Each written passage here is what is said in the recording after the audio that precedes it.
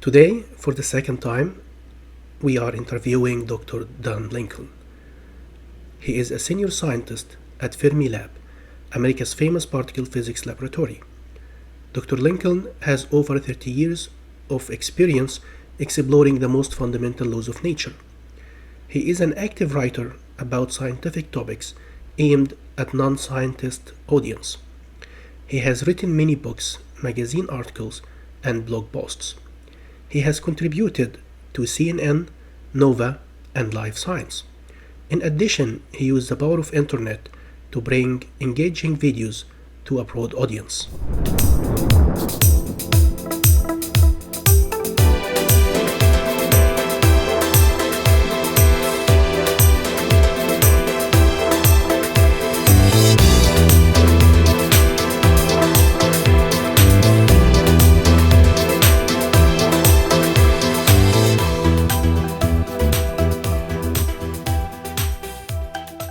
To welcome everybody, and thanks Don for being with me for the second time.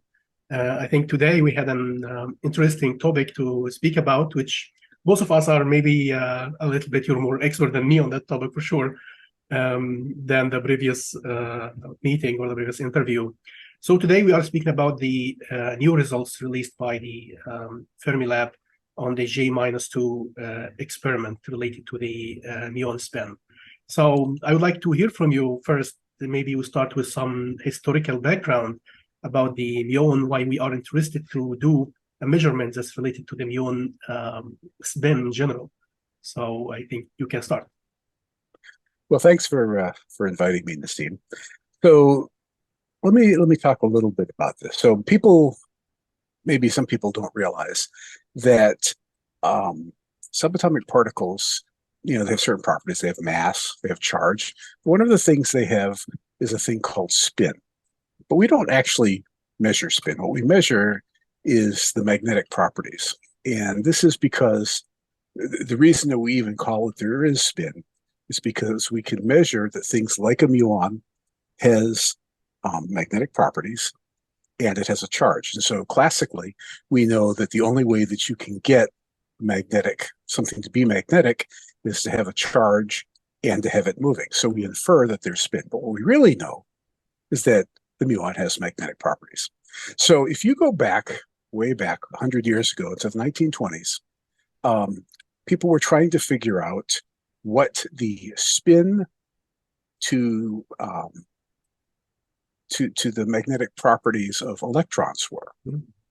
And this was something you could do with classical quantum mechanics. Well, you could do it with classical mechanics and you would get one answer where you would have that the amount of spin equals a constant, or I should say the amount of magnetism equals a constant times the amount of spin. And originally you would think in classical terms that this constant would be 1. But it turned out in quantum mechanics it's 2. And this is a bizarreness of just exactly how the quantum particles work. So not directly related. We have a vector in front that's to be 2. It's supposed to be 2. And that is, circa, 1925, perhaps, 1928. I don't remember when it was actually calculated. And the fact that it was 2 and not 1 was already bizarre because that meant that quantum mechanics and classical physics were different. So that's step 1. Now, in the 1940s, specifically in 1948, people were measuring this G factor. And what they found was that they didn't get the right answer. In fact, what they got was a number which was 2.002, and then some other numbers. So 0.1% difference. And so what we found, the reason that is true is because of even more bizarre parts of quantum mechanics. So in quantum mechanics, you have is the cat alive and dead, and there's a particle, a wave, or there's a particle. You have all that business. But what we found in the 1940s was what we call the second quantum revolution, which says that empty space is not empty at all.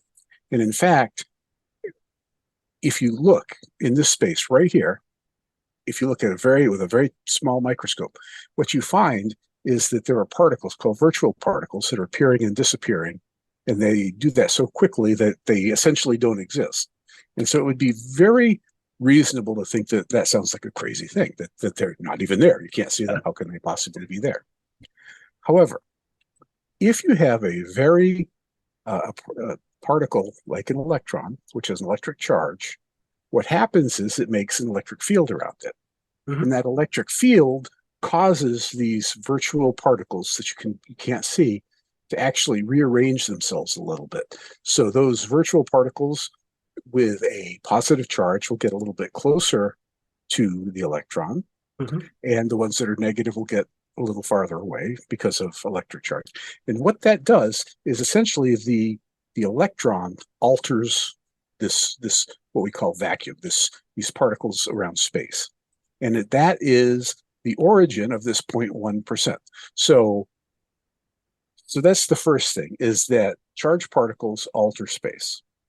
And that's where you go from the 2 to 2.002. Now this, for historical reasons, we call this 2 was G.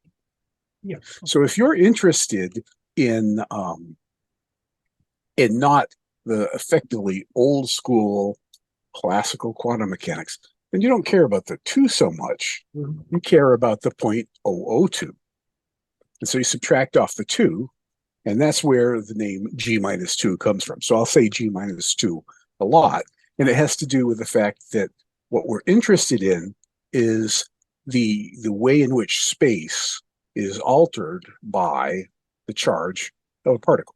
So this is an electron, and this was discovered in 1948, and the discovery of this slight shift in the G factor of an electron led scientists to create a new advanced type of quantum mechanics, which is called quantum electrodynamics.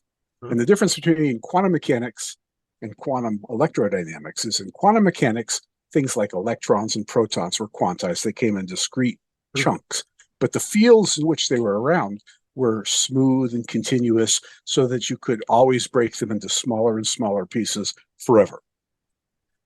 In quantum electrodynamics, or QED, you still have the fact that the electron and the proton are quantum particles, but now the field itself is quantized. So in the same way that we know what water is like, I mean, you can put water in a cup and it's smooth and everything, but you also know that if you look at it very, very close with a very fine microscope, there are water molecules. There's the smallest bit of water.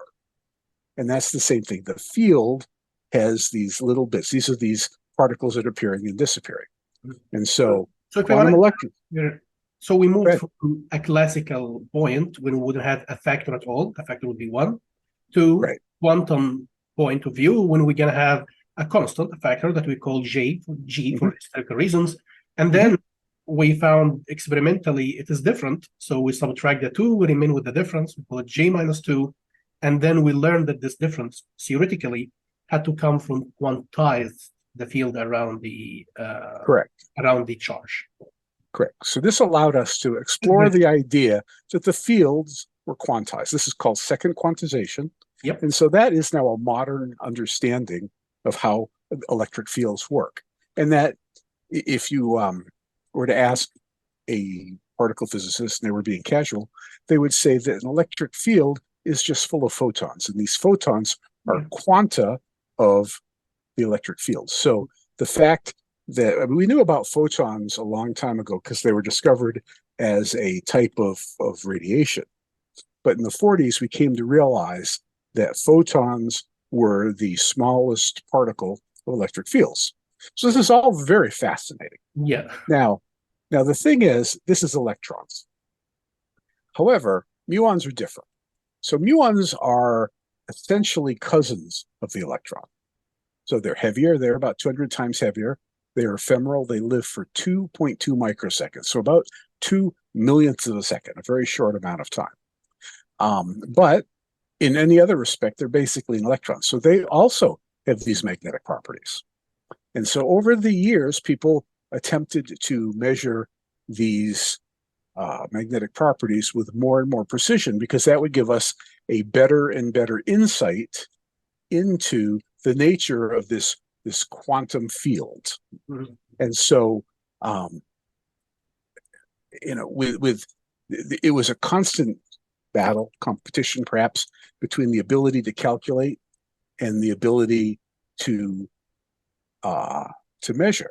Sure, yeah. And so in, say, the late 1990s, people studying the magnetic properties of the muon had been able to both calculate and measure the magnetic, this G factor, to 10 decimals. Wow. So there's 2.00, so there's 3 decimals, but then 7 more numbers. And if you looked at the data and the prediction, they agreed digit for digit, which is telling you that you are making fantastically precise measurements and you are making incredibly precise predictions. However, once you get to the last digit or two, they disagreed. And so, well, that's not so shocking. I mean, if you're doing something to 10 digits, probably you made a measurement wrong. Probably the calculation isn't quite right. We're not really sure what it is. But when you do a prediction and when you do a calculation, you can also add an uncertainty. You can say that my measurement is good to this amount, and if the real answer might be a little bit different by a certain amount. However, when that occurred, and this was around the year 2000, if they were to look at the theoretical prediction of this G factor for muons, say it should be here, but with a certain space, the experimental prediction is here with a certain space, and they're separated. They're not on top of each other. They don't agree. So you would expect, I mean, if the prediction and the theory were the same, they might not be exactly the same, but they'd be near each other. Overlapping, a little bit of overlap. Right, a little overlap, or even just touching like this. But they're different. They're just simply different. And so the fact that these two things are different, well, there are 3 possibilities for this. Possibility 1 is the measurement is wrong. Possibility 2 is the prediction is wrong. Or possibility 3, that there is science, there's physics that we haven't yet discovered, some types of particles in that field surrounding the muons that isn't in our theory yet. So those are the options: wrong theory, wrong measurement, or missing physics. Yeah, okay. So that's what happened. And so in I think it was 2004, the experiment that was running at the time, this was called the Muon G-2 experiment, which was undertaken at the Brookhaven National Lab on Long Island outside of New York City. And they made this very precise measurement. And what they found was that the data and the prediction disagreed, and they disagreed by more than could be accounted for by the uncertainties. And then that's where they were. They were unable to resolve whether or not it was a measurement error, a theory error, or something new. So the first thing I think we're going to need to reproduce the data. That's one of the... Exactly. Okay. But unfortunately, the problem is that the accelerator on Long Island at Brookhaven was not sufficiently powerful to make a lot more of these muons. It was running as much as it could. So scientists had the bright idea, well, we have a much more powerful accelerator at Fermilab, where I'm a staff member. And so what if we were to take the measuring device and pick it up and move it from New York to Illinois, and then we could use some more powerful accelerator, we could make more muons, we could do the measurement again. And that makes great sense until you find out that the facility that was used to measure the magnetic properties of a muon was a ring that was 50 feet across, so about 17 meters side to side. Yep. And, well, that's pretty difficult. You certainly can't put it on a plane. You can't even put it easily on a truck, because if you drive it, it will have to go through, it'll affect traffic. It's just hopeless. So what they did is they picked up this ring and put it on a barge, floated it down the east coast of the US, down to to basically near New Orleans, where they entered rivers and went up through the rivers a little bit on the Mississippi, but some other rivers up till they got close to Chicago, where they did pick it up, put it on a big truck, and they drove it at night, a little bit at a time, until they could get from the place where the boat was able to dock to Fermilab. It's a big mission. Right. Yeah. So that took, I mean, that was about 10 years ago that they did that. And it was very interesting. Sometime a little bit of deviation. I hear scientists here at Brookhaven Lab speak about how they get the parts moving from California, from Little Sprickler Lab to Brookhaven here, and how that was complicated to get. You need, at some point, they need the Army help. We're getting one of the largest airplane to carry that beast, and then how they move it through New York up to Long Island over here, step by step. And they have this picture. So I can imagine how complicated of a mission it is for scientists to do. I'm sure it was. I wasn't part of it, but it was fascinating. We did see it. I was here. I saw it drive in. When it arrived, we had a big crowd. It was all very fascinating. It was actually kind of funny because you had this, we call it a ring. So it's, I don't know, it's about, I don't know, maybe 5 or 6 feet tall and 50 feet across. So, you know, 1.5 meters tall, 17 meters wide, and it was covered by a tarp, and it looked all the world like a flying saucer. Yeah. So I could easily see that people around here thought that, oh my gosh, you know, there's a big ring coming slow on a big truck surrounded by police cars with flashing lights. Yeah. You know, I could easily imagine that they thought we were getting our UFO delivered. Something like, yeah. So at any rate, we brought it here. We refurbished the detectors. This big circle was a very strong magnet, a very incredibly precise magnet. So we spent years validating it, making sure that the magnet was as good as we thought it would be, and to make sure that the magnetic field was extremely uniform. And we started doing the measurement. So now here at Fermilab with the same ring, but with much improved detectors, with an improved, well, not an improved accelerator, but a stronger accelerator, which gave us more muons, allowed us to do a better job of measuring the magnetic properties of the muon. Explanation here, you can correct me. So the accelerator will give you the muons, and then you take the muons into the ring of the magnet when you're gonna make them align with the magnetic field. Yes. And you have the detectors to detect the muons decay. Yes. So 3 process to reach that data that you will work with later. I didn't get that. Everything you said, I agreed, but I didn't get that. So you have like three process. You have the accelerator to get the muons. You have the ring to collect those muons and do the magnetic properties of the muon. And then you have the detectors that will take the muon decay and turn it into information. Correct. So the way that this detector works is really interesting. So it turns out that the process whereby the muons are made is a little complicated. We could talk about it if you want. But we take our accelerator, which is protons, we smash them into things to make pions. Pions are like light protons. They live a little while, then they decay and they make muons. So there's a multi-step process. But because of the nature of the forces involved and issues of quantum mechanics, when the muons are made, they have when we it's not really fair to call them spin, but we kind of think of it as spin. So if you think of it as like a golf ball that's rotating, there's an axis that it rotates around. And so the axis that the muons are rotating around are in the same direction. And if you put them in a magnetic field, what happens is the this axis starts to rotate around like this. So if you've ever played with a top as a child, you spin it and you put it down, and what happens is the top just starts to do this. Yeah. It's basically the same thing. So what happens is when the muon decays, it spits out a electrically, in this case, it turns out to be a thing called a positron, which is a positive electron, and it shoots it out in the direction of the axis.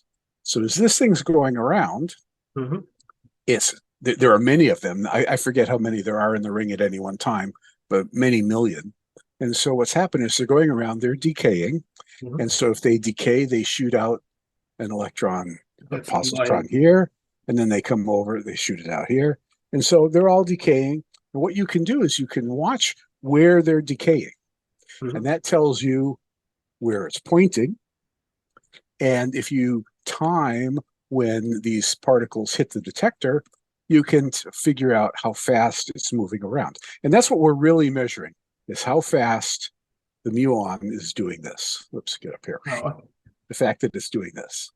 And so, but we're just looking at the direction, and by seeing where we measure it, we know where it's pointing, and that's what we're measuring. So we did that. And it turned out so we ran for 6 years. So back in 2001, we announced the result of a single year of data. Not 2001, sorry, 2021. 21, yeah, it was like just a couple of years ago. My apologies. And so that was as you say, that was really a big deal, because we wanted to find out if the Fermilab measurement and the Brookhaven measurement were the same. Yeah. If they were not the same, well, then one of us goofed up. That's it. Yeah, that's the philosophy of how we work. Right. And that, honestly, if you'd asked me a couple of years ago, I wouldn't have been at all surprised if that was the case, because it's a very hard measurement. Anytime you measure something with 10 digits, it's really hard to do that right. However, what we found was the Brookhaven measurement, the measurement announced in 2004, and a measurement announced in 2021 were the same. So the two experiments measured exactly the same thing. So that gave us some indication that the measurement was correct. So then there's the theory question, because the theory might be wrong. So this theory is incredibly difficult, and without a blackboard and a huge amount of equations, it would be very difficult for me to explain in detail how it's done. But what it boils down to is, as I said, we're really probing the nature of these particles that are appearing and disappearing in the vicinity of a muon. And so different particles can appear. In fact, what do they say in Russia? Anything that is not forbidden is compulsory. So anything that can happen will happen. Yeah. And so any kind of particle can appear in the vicinity of the muon, but some appear more than others. So if the particles that are appearing are electrons and their antimatter equivalent, you can calculate that very easily. And there are many particles that you can calculate. It's still a very difficult calculation, but theorists are very smart. They can figure out how to do that and do that very precisely. But sometimes what happens is the particles that are appearing in the vicinity of a muon are not electron and an antimatter electron, but a quark and an antimatter quark. Okay. Now, quarks are most normally found inside protons, and they have different properties than electrons. It turns out that they interact with each other very strongly. And if something interacts very strongly, that turns out to be mathematically difficult to calculate exactly how it works. Yes. And so while it's possible to do, because it's strong, maybe you make a mistake.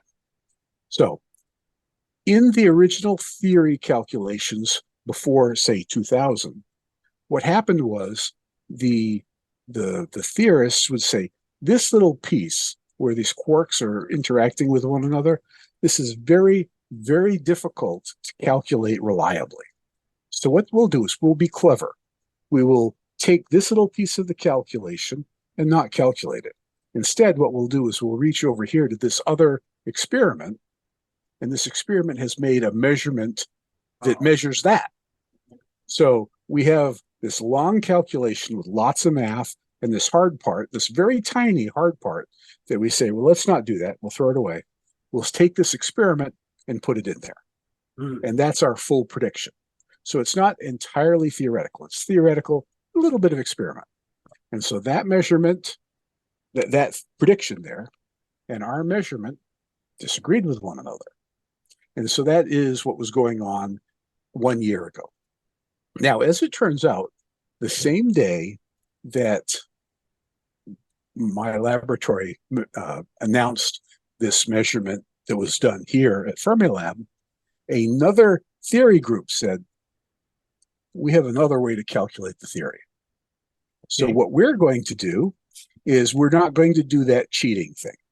What we're going to do is we are going to take that very difficult part and apply a new calculational technique that requires a huge amount of computing power. And we're just going to let the computer crunch it. So we're now going to make a prediction that is completely theoretical without any experimental input. And what do we get? So remember what we had before, where we had a theoretical prediction, an experimental prediction, and after the new measurement, they did disagree. But when we asked someone, when this new group said, well, we have a different prediction, this different prediction was actually in between the two. So where here, here's the measurement, here is the prediction with the experimental work. But now if you do the new prediction that is just with the calculation, it turns out to be here. It's closer.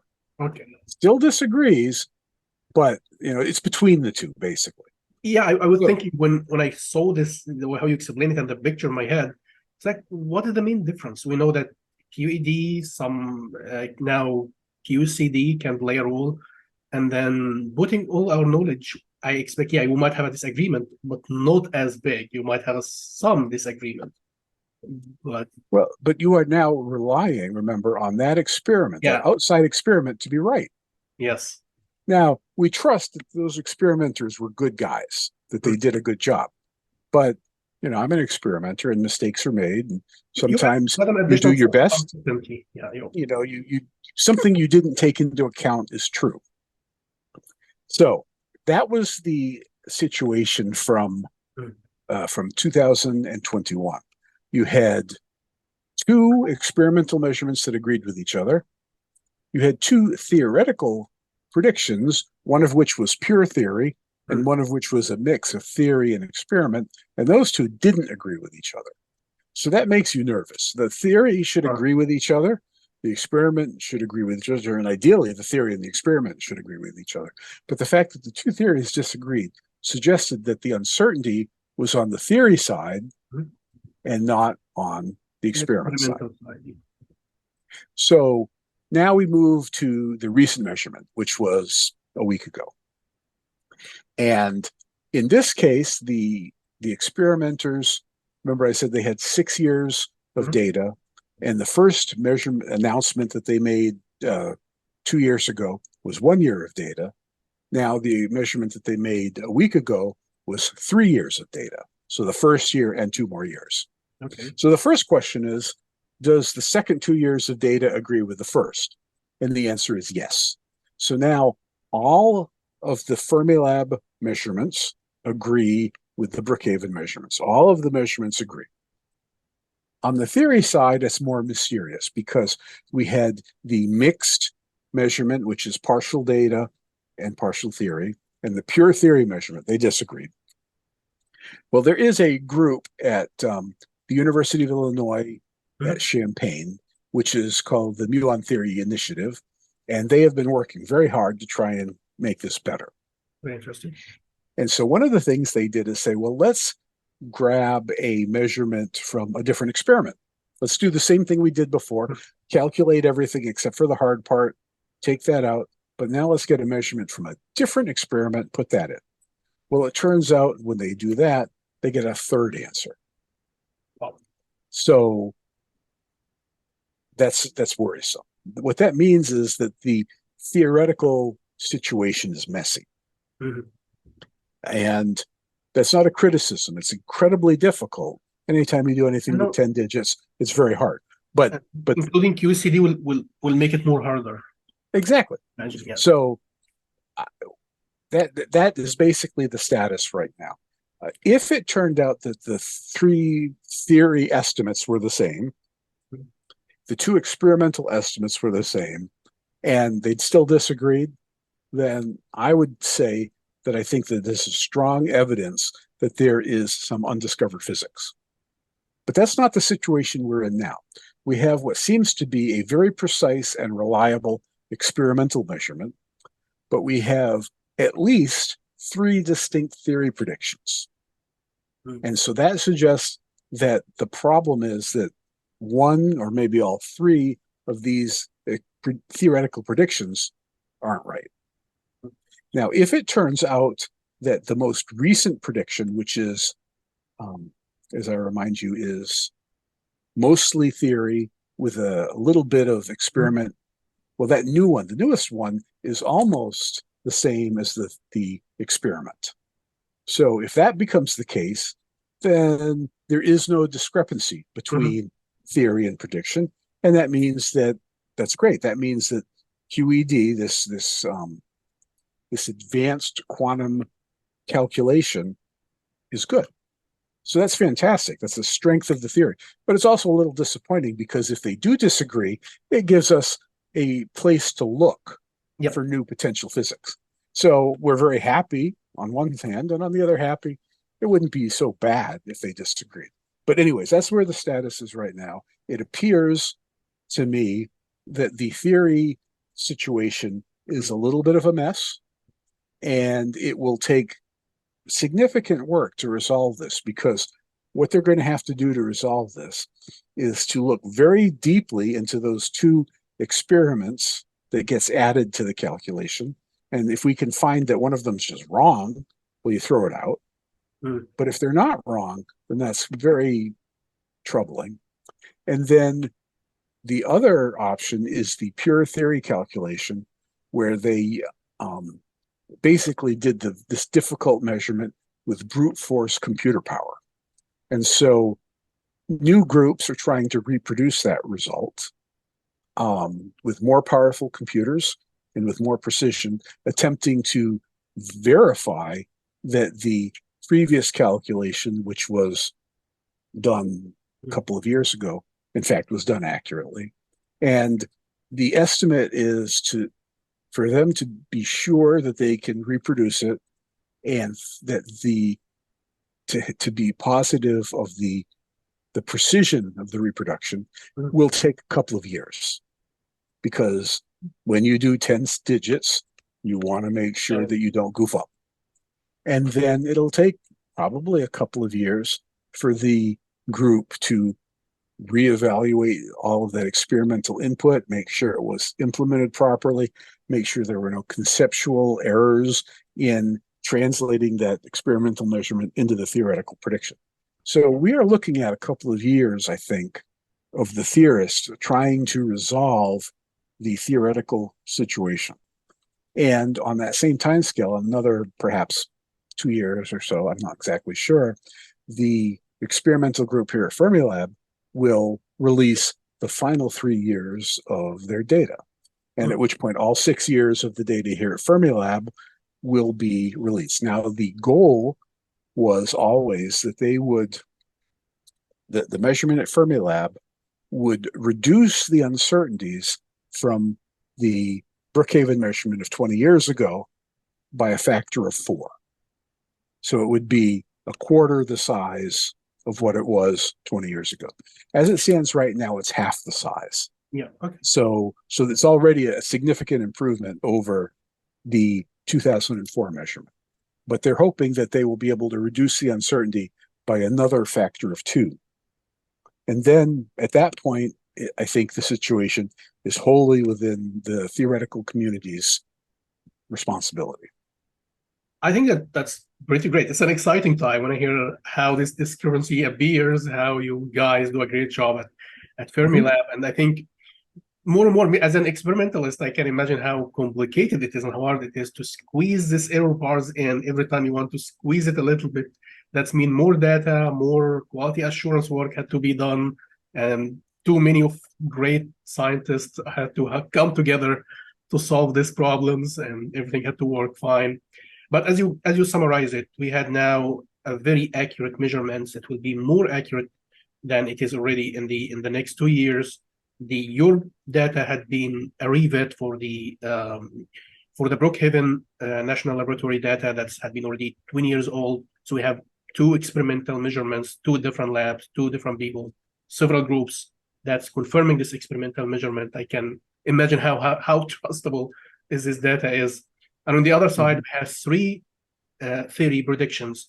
One that's purely theoretical, that's close to the data, but there are some discrepancy, and an old measurement, an old calculation that use an experimental input, and this is totally disagree with the data, and a new theoretical calculation with an experimental input that shows a very good agreement with the data. And the state of art that we're gonna have to wait about 2 to 3 years to hopefully get to resolve that situation on the theory level, and we can come up, either we maybe have a new physics to look for, or everything is, as my advisor will always say, hunky-dory, and we look for something else to do. But yes, that's the state of art. I think you summed it up perfectly. And you explained it more than perfect, Dan. I really, really appreciate your time, and would like to, as an end of that discussion, I would like to thank you a lot. It's been a fantastic discussion as always with you, and I hope the audience and English speaker and Arabic speaker, since this is gonna be translated, to gain a lot from that and see how fascinated it is not only to speak about science, but also to act and participate in these experiments. Thank you so much for agreeing, and thank you so much for devoting that time for us. You're quite welcome, always. Thank you so much.